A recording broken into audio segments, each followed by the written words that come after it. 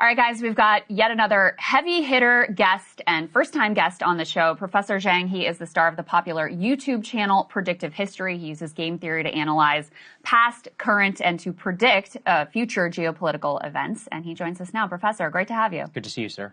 Thanks for inviting me. Yeah, of course. So, for people who aren't familiar with your work, I wanted to show folks that back in 2024, you made three big predictions.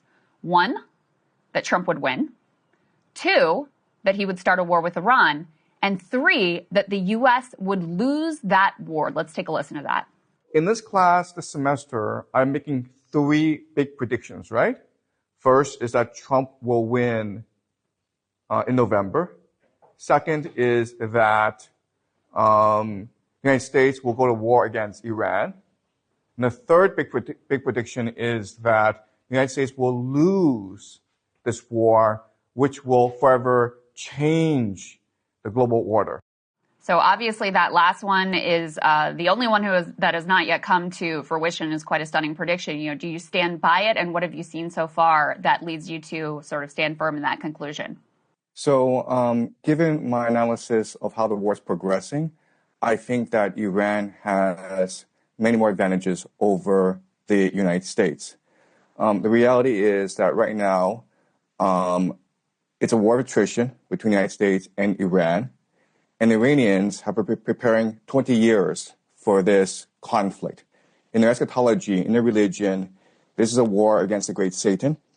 They've had many practice runs. Last June was a 12-day war when the Iranians were able to examine and analyze the strike capacities of both the Israelis and the Americans. And they've had a lot of time, 8 months, to prepare fully for this new attack.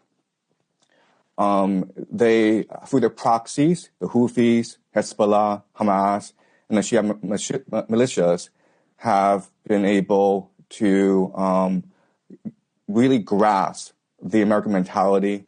And now they have a pretty good strategy of how to weaken and ultimately destroy the American empire. So what the Iranians are doing is they're waging war against the entire global economy. And so they are striking the GCC countries. And not only are they striking GCC countries, American bases, but they're going after the critical energy infrastructure of these bases. They blocked off the Strait of Hormuz. And eventually, they will go after the water desalination plants, which is the lifeblood of these nations because they don't have fresh water supply.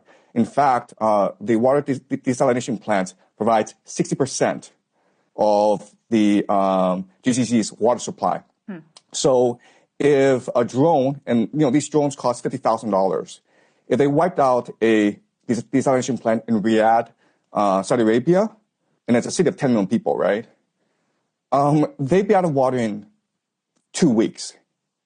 In 2 weeks. And right now, the Iranians have de facto closed off the Strait of Hormuz, and the GCC gets 90% of its food from the Strait of Hormuz.